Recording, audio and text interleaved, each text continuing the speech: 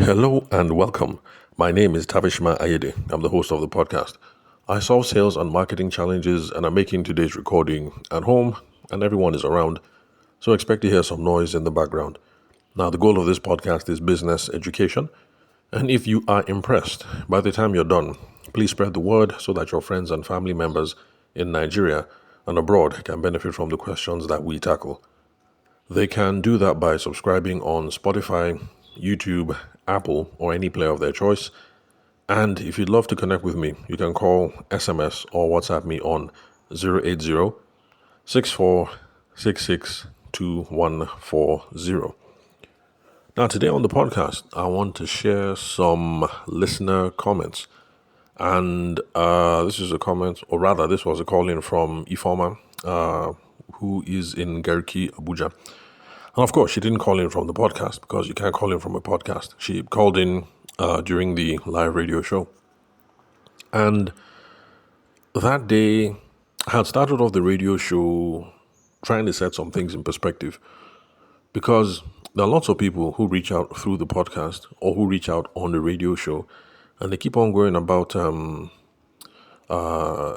access to finance, lack of support, these sorts of things as the reasons why they've not been able to kick off their hustle. I try to help as many people as I can, not because I offer financial assistance, but I like to point people towards helpful resources. But it now meant that I was spending a lot of my time trying to figure out which grants or which microfinance bank or which, whatever is best suited for people's business problems. And the thing is, when I started the podcast and the radio show, it's not the reason. This is not what I had in mind.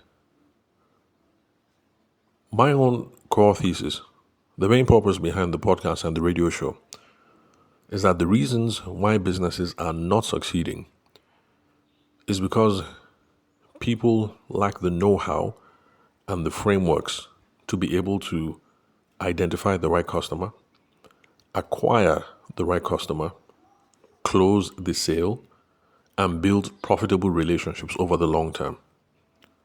That is my central thesis of this podcast, and it's the central thesis of the radio show.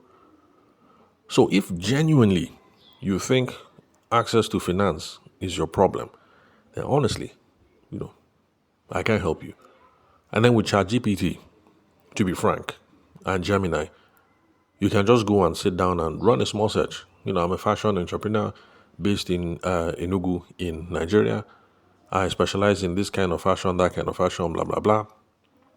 I think access to finance is a problem for me. Give me a list of grants, bank-funded schemes, or microfinance products that are aimed at giving startup capital to Nigerian female entrepreneurs in this space. You now hit send. That is your prompt. And these things are so good that it actually will give you a list of stuff. Like 5, like 10.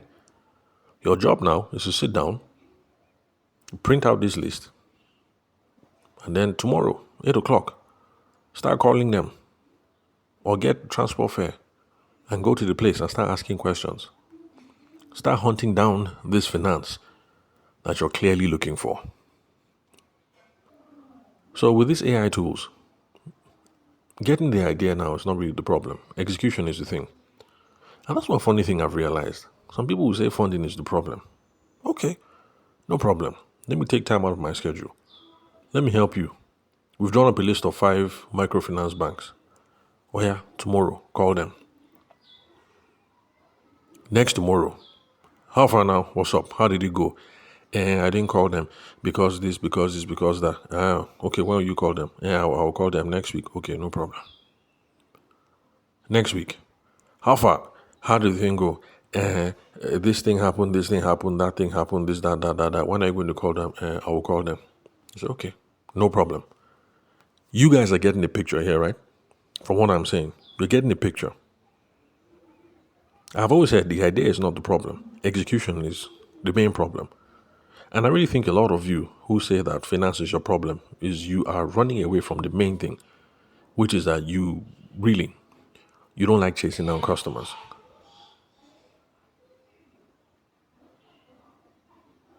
Sorry, one moment. Okay, sorry about that. I'm back. My younger son was retching, so I went to go and see what was going on there. And this is one of the fun things you should look forward to. That's for those of you who don't have kids. Children are always up to mischief, so it's impressive the ways that they. It's impressive how they figure out ways to land in trouble or land in some kind of adventure. Anyway, that is that. So it's even good that interruption happened, self, because I think I was beginning to go too long and long and long about this whole thing. But basically, on that particular day, I now showed up on the radio station and I was now telling people that, look, this radio station, Radio Maria, does not give financial aid. Me, Tavishima, I do not give financial aid. However, if you really think financial aid is your problem, or if you really think that, access to credit or whatever is your problem, here are a list of resources. And I spent like 15 minutes listing out every single resource that I have come across that solves these problems. If you think training is the reason why you can't start your business, here is access to training. Oh, by the way, I was only listing Catholic charities because, Radio Maria is majority owned Catholic radio station. So I just thought it would be fitting for me to just stick to Catholic charities. So I listed out Catholic charities that anybody who is Catholic should have easy access to. If training is your problem, this is the charity you should go to. If you want to start an agriculture business and you think you need training in agro-related something, this is the charity. If you think access to finance is the problem and you want to be involved in baking or something, this is the kind of charity that will help you lend you money. On a parish level, if you're running into financial difficulty, these are the organizations within the church that you should approach. These are the people that will give training. These are the people that will give funding. These are the people that will give financing. These are the people that will give grants. And I listed every single resource that I've come across. And I capped up by saying, again, that financial assistance, I do not do financial assistance. I don't give financial assistance. And to be frank, if I had that kind of paper, I would not even give financial assistance. I won't. Because I think that is not the root of the problem. That's for business people. So, as I finish my 15-minute rant on the air now, that's how we go on caller. I signaled the producer that I should put her through. And the lady said her name is Ifoma Ingariki. I say, Ifoma, thank you very much for calling. How can I help? She said, no, it's not as if she has a problem. She just wants to know whether she can make contribution on the radio show. And I said, yeah, sure. You can. That is the whole point of the show. I give my own perspective. I try and help. But then it's also welcome for people to call once in a while to say, I faced this problem. This is how I overcame the problem. It's business education. It's all good. So Ifoma went into her story. First off, she spoke about how all this access, money, that people are looking for big money to start, and you don't need big money. Please, I'm not making this stuff up. What I'm saying now, I'm not making this stuff up. Because at yesterday's radio show, somebody called with an even bigger testimony, in quote. Let's just call it testimony. So Ifoma says that there's no problem with starting small. Because for her, she started in Tiger Nut business. Now, usually I ask people questions and I dig in. But the thing is, by the moment she started, I was so overwhelmed with joy that I forgot to ask her that, okay, Tiger Nut business. Is it that you process and package and sell? Or what, I even forgot because I was just overwhelmed with joy. She said she started her business a year ago with 3,000 naira in capital. I didn't say 30,000. I didn't say 300,000. I didn't say 3 million. I didn't say 30 million. I said she started with 3,000 naira. For those of you listening in America or UK, you might not have a sense of, how small that is. But in the Nigerian context, that is small. I know you're hearing thousand, so you think it's big. Because, in America, 3,000 pounds is something. In the UK, 3,000 pounds is something. In fact, while I worked in the UK, my own monthly salary was about 1,002. So back then, £3,000 would have been double my monthly salary. But in Nigeria, 3,000 naira is nothing. You can't even use it and buy a car. In my small household of four, if you use 3,000 naira and buy a car, by the time I go and bath and come out, everybody has finished eating their car. That's how small 3,000 naira is. So that is what she used. Ifeoma used to start her business. At the time she was calling in, she had not done proper accounting, but she thinks she has done anything between 700,000 naira and £1 million in revenue. Let me repeat. She started off with 3,000 naira Tiger Nut business. A year later, at the time of her calling in to the radio station, she has done anything in between 700,000 to £1 million in revenue.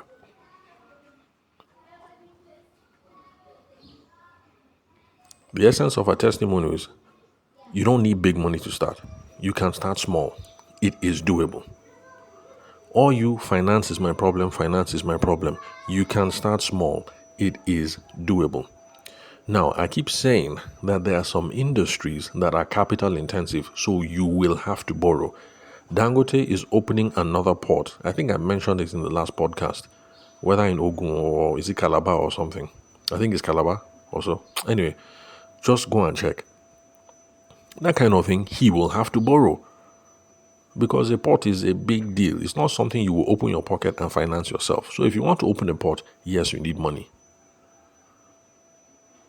If you want to get into logistics business, you need money. You can't do logistics with just one boss now. Well, you can start with one boss, but even that one boss, with the way cars are expensive now, that Toyota Corolla, my own spec, the one that I drive, the current model, second hand, I checked, 14M. So I can imagine if you want to do logistics and you want to buy a bus, how much you have to drop. So, aside from people who are starting big capital intensive businesses, the rest of us, we actually can start with something quite small, like Ifeoma did with 3,000 naira capital.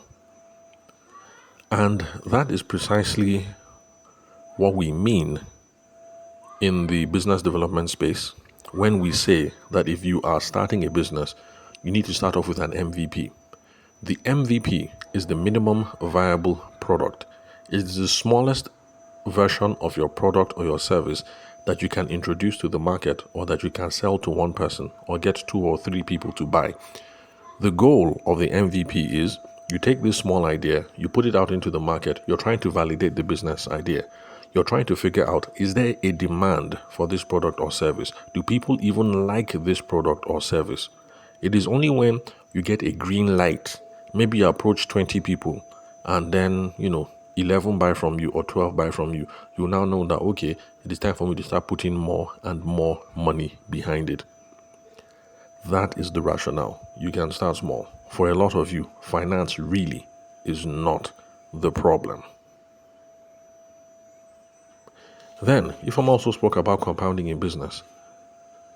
And that's something that people don't take advantage of, because she said that 700K, it did not come one day. It is small. You get 1 customer, you get 2, you get 6, you get 10, you get 12. Then, of course, over time, you're raising your prices. In the beginning, you're selling for 2.5, then you sell for 2.8, then you sell for 3.2, then you sell for 5.1. And then over time, people are referring you. All those things are compounding. The number of your customers is increasing. The number of referrals is increasing. The price that you're paying is increasing. And so the thing is compounding. And so I had to stress it on the air, and I'm stressing here on the podcast, that a lot of you are costing yourselves future progress by not starting today. If she did not start with 3K last year, she wouldn't have 700 grand in revenues this year. So, the fact that you're in a bad spot today is because you didn't take action last year. You want to be in a good spot next year? Then take action today. By delaying these things, you are costing yourself future progress. So for all these people who say finance, okay, here's the list of microfinance banks. Here's the list of the questions. Go and ask. We have the meeting on Friday. Monday morning, how far? Oh, this happened, this happened, this happened. Okay, no problem. Thursday, how far? This happened, this happened, this happened. Okay. Next week, Monday, it's not me you're suffering. It is yourself you're suffering. You are costing yourself progress by not taking action today on this thing. Take action today. Let the thing start to compound. So that next year, you are the one who will have the testimony to say that last year, this is all I had. This year, this is what I have. By the grace of God, next year, this is where I will be. You people should stop costing yourself future progress. If I did not start this podcast 5 years ago, today you would not be listening to me. It's that simple. You're listening to me today because 5 years ago I started. I hope there's somebody listening to this thing now and it's making a connection. The thing is clicking in your head. You're costing yourself progress by saying, tomorrow, you know what, next week, I don't really feel like it. I'll do it next month. The children are giving me headache. I beg, let me go and sleep. You are costing yourself progress. Then, Ifoma, she also spoke about multiple income sources. Because she's getting income from 2 or 3 places. Because even though she thinks it's between 700 and 1M in revenue. See, it's normal. When we start in the beginning, not everybody gets an accountant. So, it's okay. Eventually we all should get accountants so that we know, not accountants, what do you call them? Accountants, or what are they called again? Bookkeepers.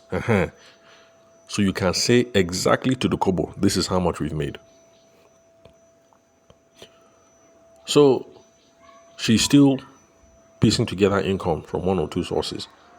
And I had to second that. Like, yes, multiple income sources.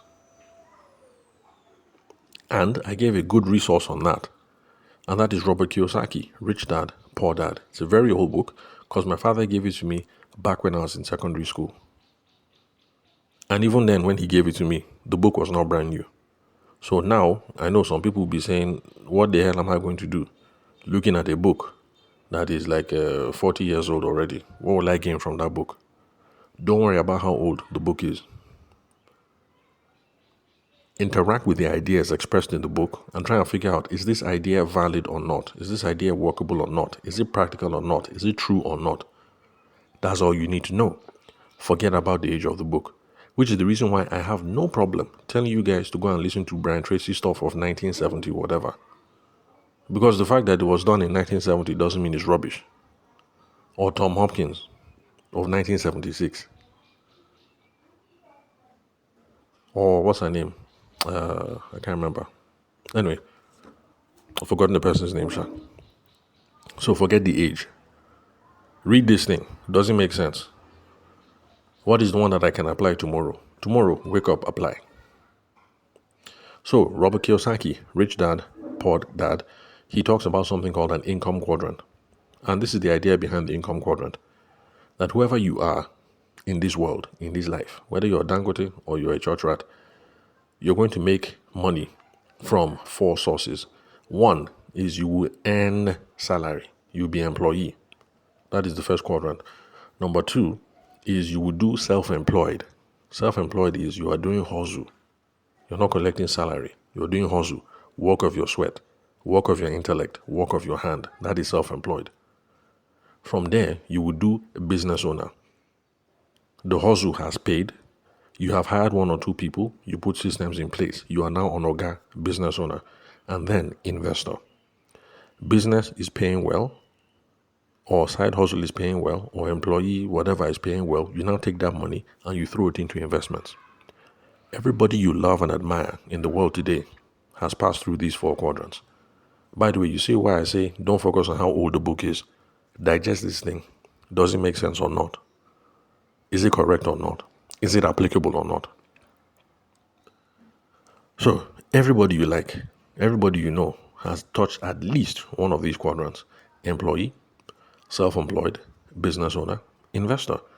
And I told people on the show, this is how you look at it. Make sure you touch any of these quadrants. In fact, Kiyosaki says most people, we flow through the quadrants. You will start as an employee. One day your Oga will shout on you and you will say, what the hell? On top what? This man is shouting at me that he's a bastard. You will now submit resignation. And that's how you now transition into self-employed. You now transition into hustle. Because you said, look, I can't take this anymore. And then from there, you sweat it out. You build a successful business. And then you now have extra cash to be investing here and there and partnering with other people and doing other things. So Kiyosaki says, excuse me, for most people, that's how you flow into the whole thing. So we now looked at Ifeoma's example. Ifeoma is collecting teaching salary.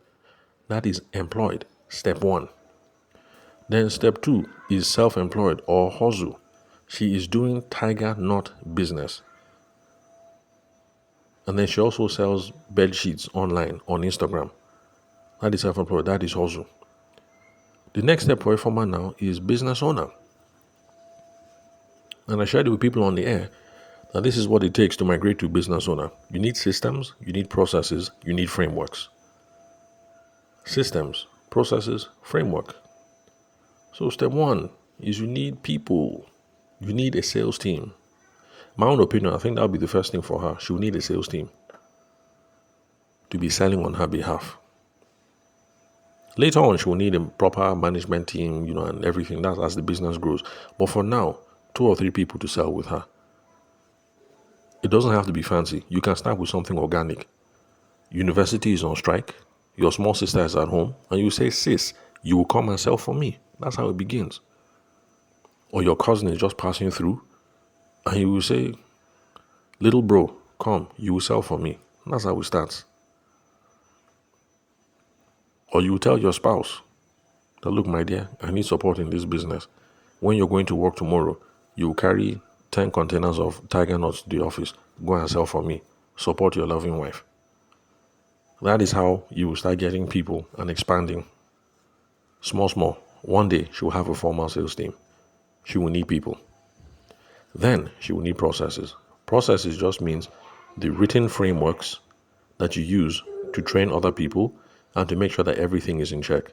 So like regarding the sales team, you need to have a standard operating procedure. Sorry, one moment. Okay, I'm back. Sorry about that. It was one of my boys again. Where was I? Processes now. So let's say she now has a sales team of 3 or 4. She needs to be able to put down things on paper. This is our ideal client. These are our ideal customers. This is how we figure out who they are. This is how we go after them. That is the first part in training your sales team. Your sales team needs to know that. It needs to be written out on paper or stored in a Google document. The reason why is, if it is not where the sales team can find it, they will have to wake you up at 2 p.m. at night when there's a problem. When you're trying to sleep. I say 2 a.m. When you're trying to sleep at night. So it needs to be written out in a place that is easily accessible so that they can refer to it. So there will be SOPs for sales, for marketing, for management, for accounting, for, everything. Organizations need those sorts of things. Then technology. In our own case, in the beginning, when you start processing, you'll be processing on a small scale. You just buy one entry-level machine that is helping you. Or some of these machines can be manual machine. Like there's one business in Grand Square where they do sugarcane juice, tiger nuts, and whatnot, and everything is very manual. In fact, I think that is even part of the appeal of the whole thing, that you go and sit down and you watch them live. They do the thing for you. Because, it's Grand Square. Sorry, not Grand Square. Sedi Plaza in Abuja. Those places are expensive. So I know for sure that the woman that owns the shop, okay, I just assume this woman. The man or the woman that owns the shop, I know that they have money to get fancy machine to just do it sharp behind the scenes. So it's part of the whole business experience. So in the beginning, I'm sure you buy, that one that you now be turning it by hand. And that thing looks laborious. So eventually, she's going to have to, get the machines, up production, stuff like that. So she will need people, she will need processes, and she will need technology. Now, the difference, some people wonder what's the difference between self-employed and business person? Because for me, I thought they were the same thing. And that's one of the beautiful things about reading Robert Kiyosaki's book. Because as a small boy, the thing opened my eyes. I realized that there's a difference between self-employed and business person, because lots of people run around saying, I'm a businessman, I'm a businessman. Meanwhile, you're a business nothing. You are self-employed. You're doing hustle. You're not a businessman. And this is the difference. A businessman or a businesswoman has built an asset outside of them that operates outside of them, and so they are not personally tied to the business. A businessman can say, I want to go and flex in Ghana for 2 months with my family and take off. The business will not die. A lot of us listening to this podcast, we are not business people yet.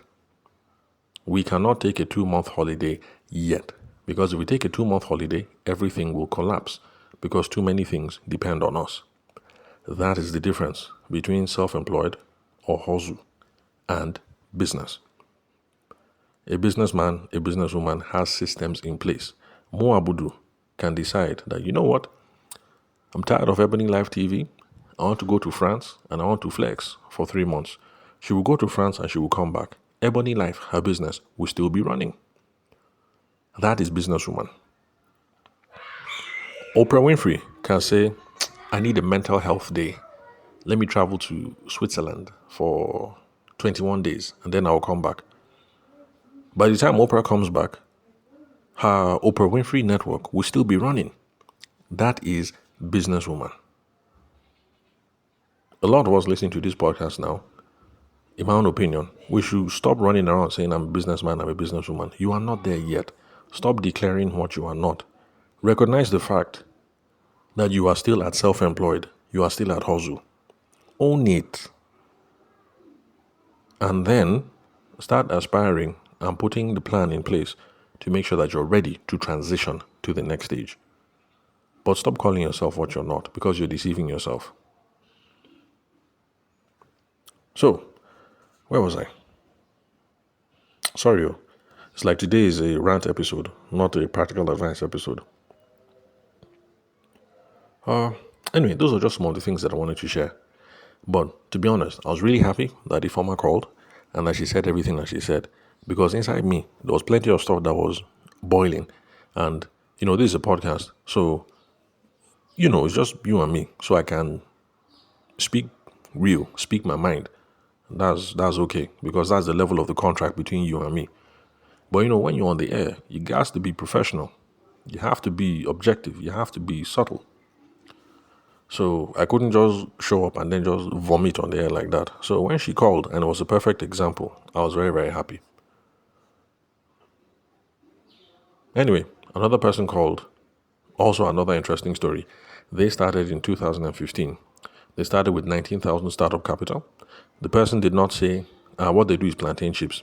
The person did not say how much profit that they are making, but he said that they are responsible for staff salaries of over 1 million every single month. Let me repeat. I'll share more on this other person's experience later on. They started the business with 19,000 naira in 2015. Well, because of hyperinflation and stuff, 19,000 naira must have been something sizable back then. But seed capital, 19,000.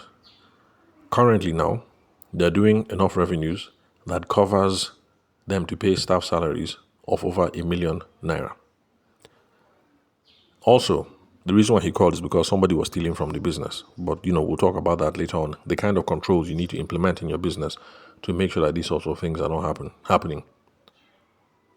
So, obviously, they have a profitable enterprise because they're making payroll, they're supporting their lifestyle, and somebody was even still stealing on top of it. But I'm glad Ifeoma called. And even though you guys didn't hear it, you should be glad she called too. Because Ifeoma and then this second guy, Lawolu, if some of us say it, you will say we're being academic. So I'm glad that it's real people who are talking. If you notice, I don't even use my own example. That was the thing that was even like paining me. Like I can't use my own example because I schooled abroad. I didn't have any fancy hobbies. So when I saw a camera that was £200, I was like, let me just close my eyes and buy it. And then, of course, later on, okay, I need to upgrade and, save some money. And then I harassed Momsy. And then that's how I got my second advanced camera. So that's one reason why I don't even give my own example. Because I know what people will say. Oh, you were born with a silver spoon. By the way, I was not. But that's what they will say. Now you're born with a silver spoon. You have a rich Momsy. By the way, I don't have a rich Momsy. But I just know that these are the things people will say. So that's why for a while I've been biting my tongue. Like, I can't say this is how you start small using my own example. But now, Ifeoma has called. Laolu has called. People are starting with 3,000 naira. People are starting with 19,000 naira.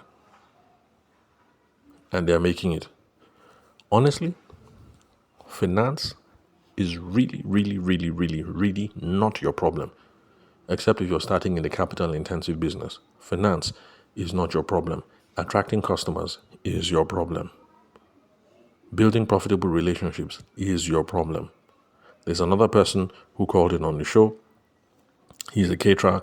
He says he needs finance. Sorry, he's a security guard. He said he needs finance. And we started talking about financing options. Later on, I told him that, you know what, you need to go and learn under somebody. And he said, and it's not as if he's completely fresh. He now started sending me pictures. Oh boy, I was impressed. For a security guard and somebody who can't put together two sentences in English, he's making, what do you call these things? Casserole and this and this and that and that. Casseroles, small chops, different. I'm wondering, like, where did the guy, like, from where? Because when I say security guard, I mean security guard. Like, he even sounds like a security guard.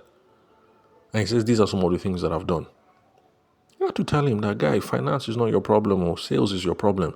If you have been doing things like this before and you have actually sold some of these things, the problem is that you've not been able to get other customers so that you can sell more and be making small revenues so that this side hustle can, peak. So you can now resign security job and then focus on this thing fully.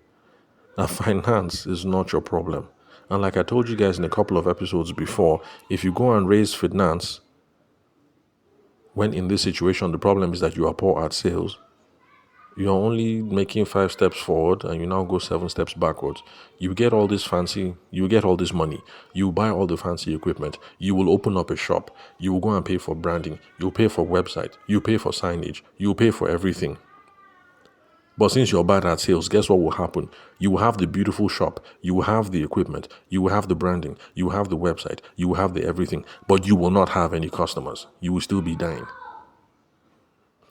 Anyway, let me stop. I guess this is the longest rant I've ever done.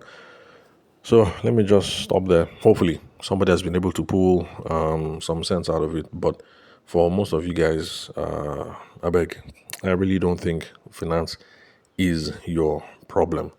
And if some of us, you think we're born with a silver spoon, that is our excuse. You really have to come up with a good excuse what's the excuse now for Ifeoma on 3K and the excuse for Fola at 19K? What excuse are you going to come up with?